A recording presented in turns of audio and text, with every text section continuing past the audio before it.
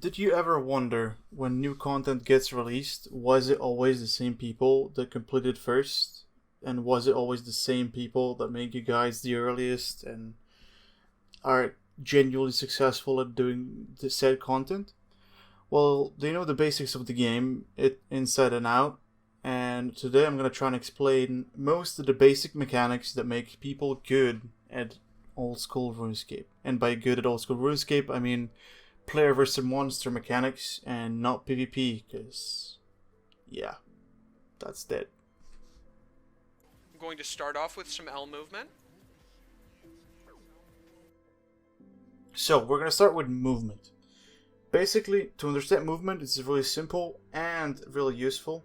So essentially, whenever you click a tile, you should know how your character is going to move to reach the destination. It's sticking to two general rules. One rule, whenever you're running, you're doing 2 tiles at a time. And the second rule, your character is always going to move straight first and then the longest possible diagonal to reach the destination. So the mistake that he made in this clip is when he clicked, he's always going to move straight first and then into the diagonal. It's never going to move straight into a diagonal, straight into a diagonal. It's always going to be the same pair, that straight first and then diagonal later. Next thing we're going to talk about is DPS. DPS stands for damage per second, and it's really important in this game.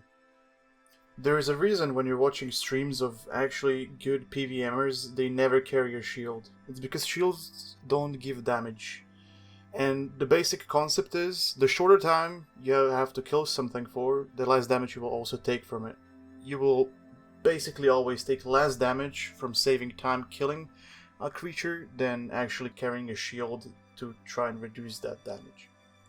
Also, it allows for fewer mistakes made because the less time you're killing something for, the less amount of time you have to fuck something up.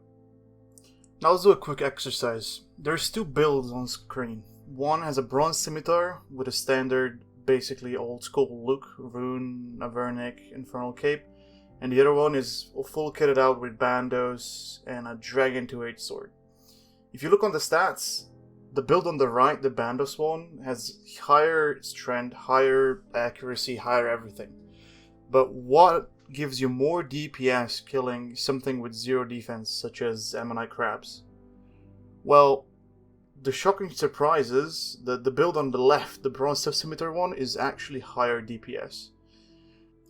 I will post a link in the description to this DPS calc. It's really, really good, and basically it tells you everything that you need to know. You can put in anything, select any creature, and then it calculates what is higher DPS. And now onto the last and probably the most important part, tick manipulation. You probably heard of this before, but I'm just gonna go over it one more time. A tick is 0.6 seconds. It's an interval that any action that you make during those 0.6 seconds, they will get done in the same game moment per se. Now, there's 2 important things here. One is stick hitting, and one is basically prayer flicking or lazy flicking. Tick hitting is actually really simple. Don't be afraid to try it. Basically, it's hitting on the same tick that the damage registers on. As you can see in the video, basically you hit a shark on the same tick that the damage registers and basically deals the amount of damage that you had remaining beforehand. In the clip you see that we're left with 20 hit points, as in with the hit points that the shark healed us for. Of course, there are some attacks that are not tick hittable, such as Zuck attack or the yellows in hard mode Tob, or probably some more that I'm missing. But you can try it yourself, go to Zol, locate orb down to 1 HP and just see how you do. Or to Corp, it's also, some attacks are tick hittable, and just give it a shot. And the last part is prayer flicking. Basically there's 2 types, lazy flicking and 1-tick flicking. Lazy flicking is basically turning the prayer on when the character actually decides to attack you. So when you see the animation, if the prayer is on, then you will not take any damage. Basically you turn it on for that 1 tick and then instantly off again. And the other one is 1-tick flicking. Basically you're just clicking your prayer tab at 1-tick intervals, hence 1-tick flicking, and you will not lose any prayer points and your prayer will never drop. And now the last and probably the most important part, don't be afraid to actually try content.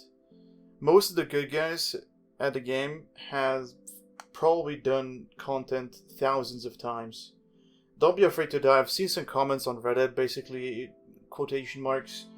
I've wasted 50 hours doing TOB, it's so bad, my team is shit, please. Why did Jagex make this? Well, assuming you clicked on the video to get good at the game, give it a run, 2, 3, see where you went wrong, try to improve on those mistakes. Now, I'm not saying that you need to play the game in the most efficient way. If you want to have fun, go have fun. Personally, it doesn't affect me in any way. But if you want to get good, these are some of the main pointers that you need to basically follow.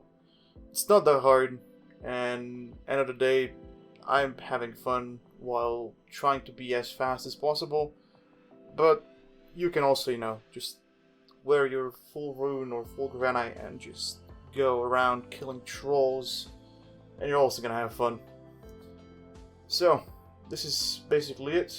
If you enjoyed, please drop a comment down below. I would much appreciate it. I'll try and release more of these kind of videos, this kind of presentation type of videos. I'm also making something for Raids 3 specifically when it drops, but we get there when you get there. Alright, in a bit.